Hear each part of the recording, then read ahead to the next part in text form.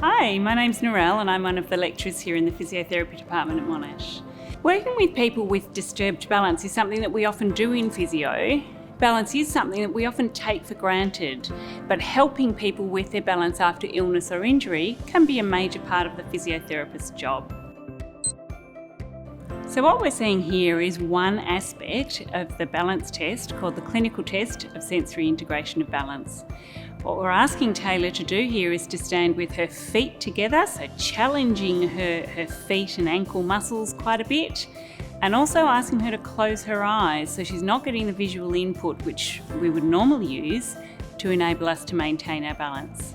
What we're doing here is we're going to time how long Taylor can hold this position for. If she gets to 30 seconds, then we can move on to the next condition. And this test helps us to work out which part of someone's balance is working well and which parts aren't working so well and would benefit from extra physiotherapy. So interestingly, we have three systems that impact on our ability to balance, and that is our vision, our ability to see, our feeling, our ability to feel things and move muscles, and then we've also got a third balance system called the vestibular system in our inner ear. Now, if you've actually severely sprained your ankle, then your body's going to have a lot of trouble with the feeling and the movement and the strength around the ankle because of that sprain.